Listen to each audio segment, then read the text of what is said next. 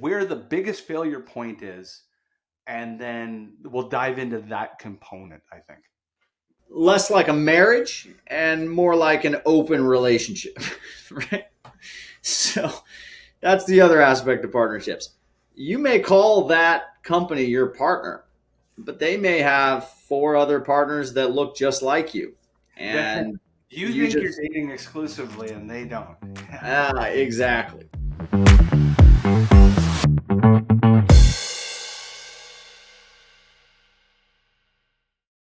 Welcome to Outsource to Profits. I have a fantastic guest. We are going to talk about the ecosystem that is channel and partnerships. Alex, why don't you introduce yourself? Then I'll frame the topic of the week.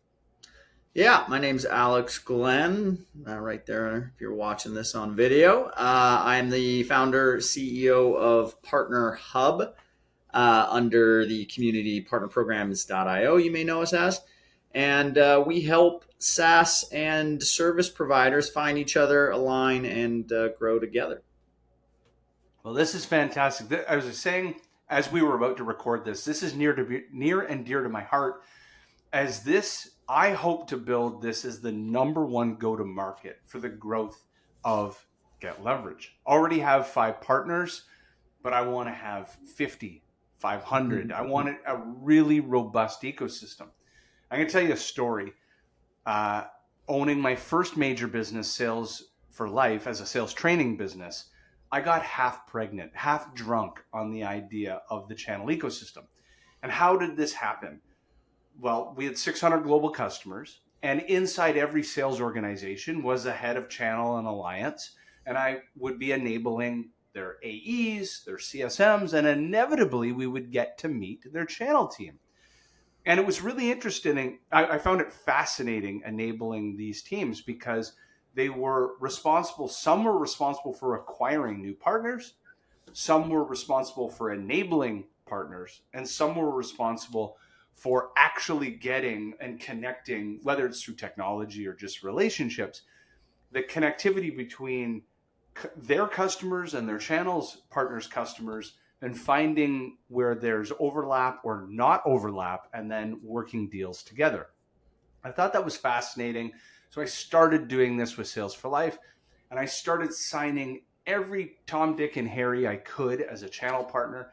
And it became this massive Pareto's law. The reality is 3 or 4 partners. We had one partner that we paid $1 million over a lifetime, $1 million in commissions to. Then the next best channel partner maybe wasn't even $100,000. And so there was this huge disparity. We did not enable them properly. And so I wanted to tell that story as, I do not want to repeat the same mistakes. Alex, can you help the audience understand the mindset, the skill set, the toolkit? Kind of almost frame it as, here's the situation in the market. Everybody wants to do this, but here's the challenge. And then let's dive into some best practices and recommendations as you see it. Yeah. And we'll try to get you as much actionable stuff as we can in a short period that we have. But I'd say, one of the number one issues that we have as companies when we enter this partnership strategy is around alignment of the objective and the actual practice of partnerships, right? So you think about a typical software organization. We speak to your CROs at software company, sometimes CEOs or VP or whatever it is, whoever's leading this channel initiative, saying, we need this. Let's figure out if we need to hire or move someone internally to do it. The biggest issue that happens is this individual has a misconception of what the partnership results and the practice is, right? We all think, okay, yeah, revenue. We all want revenue, of course. But what partnerships is to an organization is really more about expanding the organization's footprint and building a kind of a moat, around the organization, right?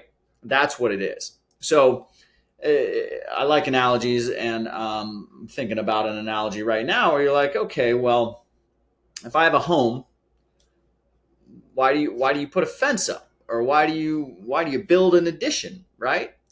There's utility there. There's maybe some equity that comes later, but you don't do it expecting as soon as you build that fence or that addition that you're going to have an extra 10 grand in the bank.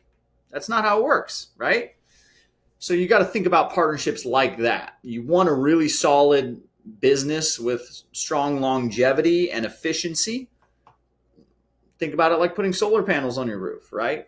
You're going to have out of pocket expense. There's going to be a time gap there. You're going to have to wait. It's not going to be immediate. It's not going to be like sales. So when we speak to these CROs and these CEOs, they kind of have that conception of, okay, I'm going to put this person in place. And just like a sales rep, they're going to have a 2 or 3 month ramp time. And at the end of that ramp time, they're going to have a quota. And they're going to hit that quota. And I'm going to be able to tell the board, we're in. It's successful, right? So that's the main issue. So let's unpack kind of what to do about that. And I'll let you lead the discussion from here. Well, yeah, and so it's interesting you used analogy. I always used to call it Operation Land Grab. So I use an analogy in my mind. There's a movie with Tom Cruise and Nicole Kidman. It's like Something Away. I can't remember. Long and the short, they come from Ireland, they land in America, they migrate west during like that gold rush era. And there's this period of time where they're literally giving away land in the United States. And you just have to hold a flag and you ride a horse and you ride to a section and you put the flag down and that's your new little plot of land. You paid like $1 for it. I've often thought of why you become guests on podcasts, why you become guests on other people's webinars or co-write newsletters, blogs, so that you're using their network to bring inward. And the channel ecosystem is very similar. That Operation Land Grab, if you get the right partners, they're bringing it inbound. My question to you is, it sounds like the big failure for these organizations isn't the identification of a good partner and or the acquisition. It's almost like talent acquisition. It's not about getting them signed up as the partner. It's everything from that moment on to making that partner care about you, and this symbiotic flow of relationship or of deal flow. Maybe that starts with relationships and deal flow. As we unpack, can you explain where the biggest failure point is? And then we'll dive into that component, I think. Yeah. So you mentioned a couple important things there. The land grab strategy. Okay, so let's also think about partnerships less like a marriage and more like an open relationship, right? So that's the other aspect of partnerships. You may call that company your partner, but they may have 4 other partners that look just like you. And you think you're dating exclusively and they don't. Exactly. So that's the other big misconception here. So it's like, all right, well, you got that partner. Why aren't they bringing you business that next day, right? You got the partner. So getting the partner, let's describe what that is. So getting a partner could be a number of things. It could be, I had a call with Jamie. He loves the product. He says he has a customer that he's going to refer. We got him, guys. He's in. No, that's not how it works. In practice, it's really, you had a conversation. They seem to be aligned. You seem to be aligned. They seem to have customers that they could potentially bring in. And the next step is really to not push them to do that referral, but to continue developing the relationship, to continue kind of baking the pie together, right? And that's the other analogy I like to use, is not Jamie and I are in a partnership because I want a piece of Jamie's pie and he wants a piece of my pie. He may want that, yes, of course, but what we should be doing is trying to figure out what pie can we bake together. Jamie's got a podcast. He's got a newsletter. He's big in the CRO tech space. I'm big in the partnership space.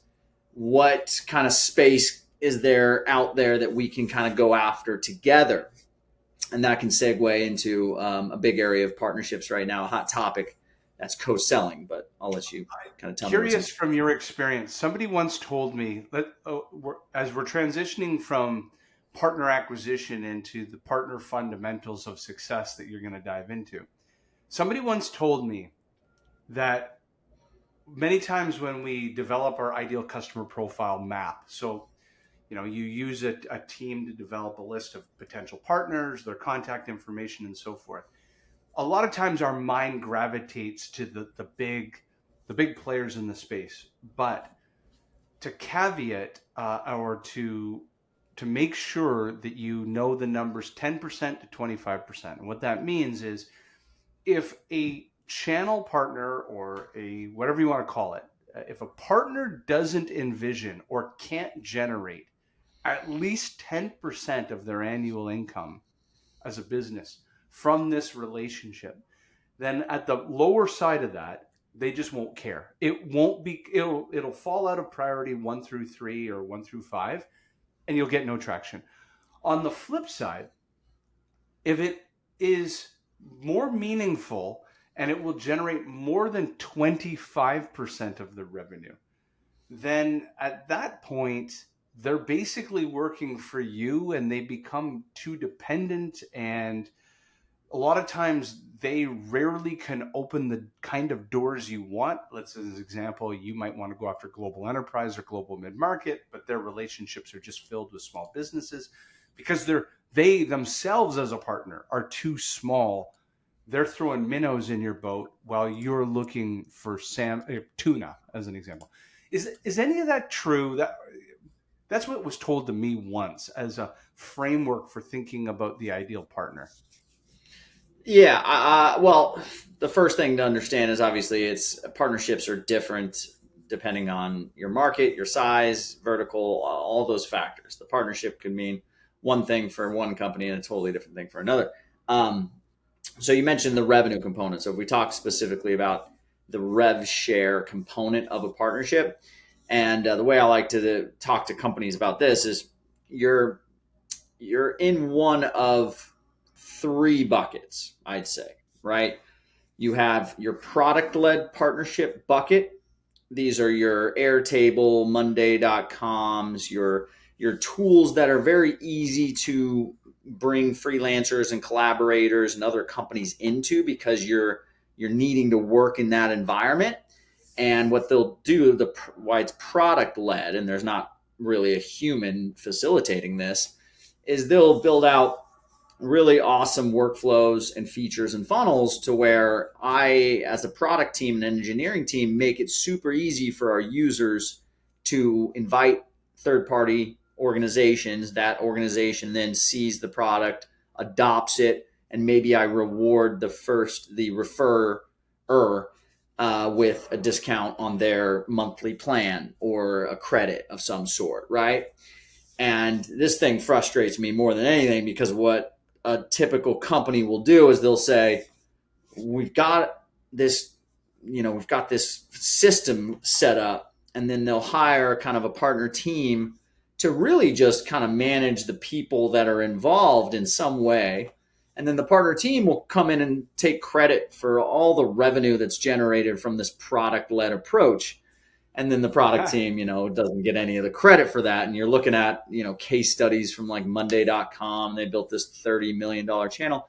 It's all because of the way Monday.com is set up as a product. It is inherently a product led partnership strategy. And some call it product led, but in these specific instances, there's a click and an invite and an adoption of another company involved in that, right? So I just want to stress that factor. Then the second bucket is the affiliate world. The affiliate world is Jamie's got a YouTube channel, and I'm a SaaS company that's selling SaaS to CROs, and Jamie's audience are CROs. I don't want to work with Jamie at all. I just want to give Jamie the option and a link that's tracked to put into his YouTube channel notes and get some commission because Jamie knows my product and he knows his audience are already looking at buying the product. And then he'll just put the link there. The other frustrating thing about this second bucket is, would that company have bought your product if Jamie didn't put that link there? The other aspect of that is when you get into B2B affiliates, it's okay, well, if I'm going to open up an affiliate program and offer commissions, what I'm really doing with a lot of these affiliates is creating debt collectors, meaning, okay, well, Jamie is advising sales teams on their tech stack all day long. He knows that these sales teams are going to buy one of 3 ABM tools, 6 Sense, RB2B, this new one, Warmly, whatever. And all he has to do is say which ones of these 5 or 6 tools, whatever it is, that I am going to recommend have an affiliate program. And all I have to do is sign up for that affiliate program and spend 5 minutes after each call logging in and just putting an email and a lead into my portal. And it doesn't matter which ones of the tools they buy. I didn't even maybe mention any of the tools. I just know that they're in a buying stage and that these tools have an affiliate program. And that's where, and I spoke to somebody that does this on practice. He owns a staffing agency for salespeople. As soon as someone books a call with him, he doesn't even wait to get on the call. He knows if they are in his calendar, they are ramping up their sales hires, which means they are going to buy a suite of tools, and he will log into his partner stack, in this case, account, and just log deals to all those tools. And he makes like $100,000 a year, and he advises zero. He doesn't recommend a tool. This is where you see big channel programs like Apollo pop up and the case studies all over the place. Most of those affiliates, and I talk to them, will literally just say, people jump into my calendar that need this tool. All I do is log a deal and I get the commission at the end of the month. I don't even advise, I don't need to push them to one tool or another. I just need them to buy one of 5 tools and I just log a deal. That's bucket number 2. On deals. Yeah, so they start squatting on deals that aren't really theirs. I'm interested in bucket 3 because I think where you're going with bucket 3 aligns to the audience. The vast majority of the audience here is a founder of a professional services firm or a founder of a classic B2B SaaS company, and they have, channel partners who are training companies, consulting companies, accounting firms, law firms, like advisory style. So yeah, tell us a little bit about bucket path 3, and with maybe 3 to 5 minutes remaining, do you mind talking about the top 3 things that the audience should be thinking about when they're setting up or growing and scaling their channel partnership? Whether it's the 3 biggest fails that will happen or the 3 biggest successes that will unlock growth. Yeah.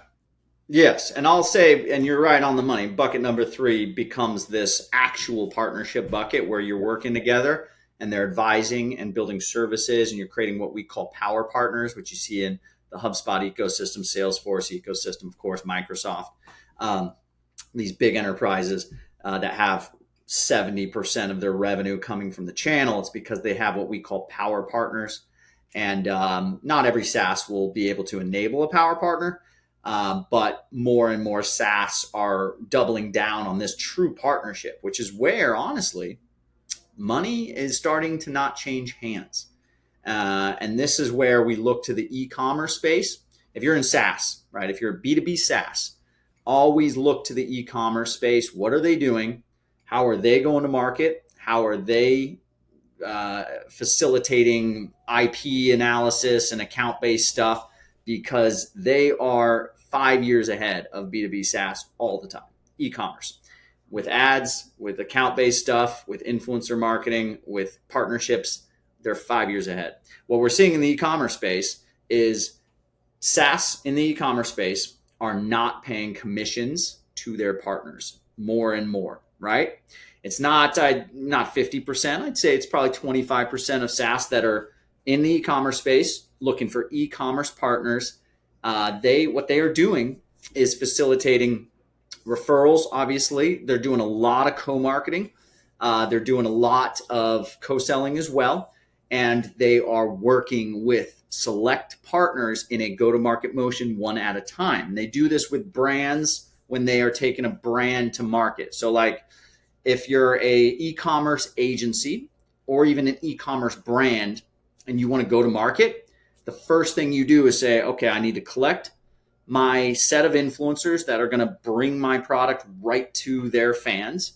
Then I need to collect my service providers that are going to advise and strategically help my customers and get me into tech stacks, right? Or get me into stores, right? And then I need to figure out what markets, right? Am I Latin America? Am I, EMEA, whatever.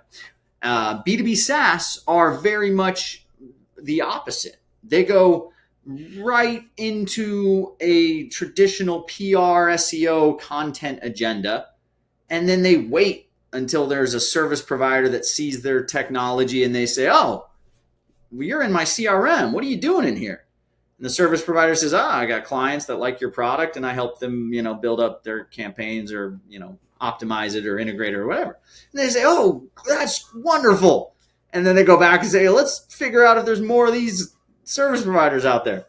And the e-commerce guys are just like, they're looking at us in the B2B SaaS world and they're like, you guys are wasting so much time and energy. So just so I learn, this is great to kind of talk back the idea. What you're saying is e-commerce wildly intentional. And what they do is they pre-map who are the biggest influencers in the space. So, the Instagram stars that can open doors. And as well, I've always been told it's kind of like a train on a track. They figure out the service providers, again, that law firm, accounting firm, consulting companies, training companies. They figure out all the people that have the biggest influence on that product or service, and they intentionally build that TAM in advance, and they systematically target them. And maybe you can explain the how they target, and then with time remaining, we'll kind of talk about next steps. Yeah, and I see newer awesome SaaS going to market in a way that a typical e-commerce product would go to market more and more. You see them showing up on LinkedIn and all of a sudden like there's a flood of B2B influencers posting about a product and how they use it, like Clay in the sales space, our B2B with all the stuff that's going on there. This is very strategic. They're very much like, no, we're not going to get a blog and raise a round and try to kind of get into the market using brute force. We're not going to do that. An e-commerce, then, and the reason why B2B SaaS and e-commerce are so much different, you think about it like this. An e-commerce product has about 3 months of total market penetration, a window, a 3 month, maybe 6 month window. Right? You think about like makeup or fashion or whatever, right? Health products. If they do not make an impact in those 3 months, they're done, right? They're done. Business closed, right? So every minute aspect of the go-to-market and the conversion optimization and the ad spend and all of that has to be so tight because if it's not, they will lose and they will be out of business in 3 months, right? B2B SaaS, we have a little bit more flexibility and leeway, and we can kind of ride, a $10 million Series A for 18 months. In e-commerce, $10 million is 3 months. It's a campaign, one time, boom, flash in the pan. You make 100 million off of it, and then maybe you move on. So when you're in that world, everything has to be very strategic and very efficient, and every little percentage matters. So find those people that are already talking to your audience, collect those, get those agreements in place. You're going to pay each one of them to post and create videos and create user-generated content. Then you're going to go to your agencies and say, what kind of guerrilla marketing campaign can we do during the same time frame? So these influencers are going to be posting over these 2 weeks. What are we going to do? Okay, let's do a restaurant pop-up takeover, and let's do a celebrity chef this, and let's do a blitzkrieg sort of TikTok campaign around that. And you do this sort of a go to market that is very, very quick and very strategic and very, very who's in that market right now focused, and let's enable them. So the e-commerce SaaS, when they're going to market, a little bit different than the product, but when they're going to market, they're using a lot of those same strategies. But what they're doing is saying, okay, I've got product. It's great. It works. We've run some tests. Betas are done. Very next step is find service providers that are already in the market, that have great clients, approach them with a very, very lucrative, and not in the sense of I'm going to pay you a bunch of commission, lucrative in the sense that you're going to be my service provider that I'm going to have my customer success reps point to when anyone needs development, Shopify plus this, CRO that, and you're going to be that person. Now I'm going to go find somebody that's going to be more on the logistics side and help with that. And then I'm going to find another one. And then you enter the market immediately with co-marketing with those service providers. You do shared pipelines, so you make sure you have actual deals that you're going after. And at no point are they like commission, because also the other factor is a lot of these SaaS, especially these days, have freemium plans. Their business plan is not going to be something that the agency can make a lot of money off of. And even if they could, it's like they make so much more money off of getting a new client and building a retainer package for that client than they would ever off the commission. So when you talk about commission front and center, you're very much shooting yourself in the foot from the gate. You're creating debt collectors. You're creating a mess of tracking and software that needs to be in place in order to facilitate this commission program that you're after. And I'd say out of the companies I talk to, 90% can't even pay a significant commission that would warrant any sort of thinking as a partner, am I going to refer this company or that company, or even excitement of any level. So it's just a waste of thought. It's a waste of strategy to kind of go down that world. So if I had to summarize that, look to the e-commerce businesses, how they're going to market and what they're doing with partnerships and how they're incentivizing partnerships. That's the main thing there. This is fantastic. Alex, how do people get a hold of you, and what does ideal look like for you from a customer standpoint? Yeah, so ideal customers for us, I mean, we're great for your growing SaaS companies, typically under 2,000 employees, in growth mode, of course, wanting to work with service providers. We are great for the service providers that want to actually run partnership operations themselves. We're the only solution in the market right now that facilitates partner operations for service providers. That's the big difference, right? We are built mainly for service providers that want to run partnership operations and want to find the right software and the right other service providers. They partner with other service providers too, and grow and go to market together. This is fantastic. Thank you so much for being on the show. And this was incredible. Thanks, Jamie. Thanks for having me.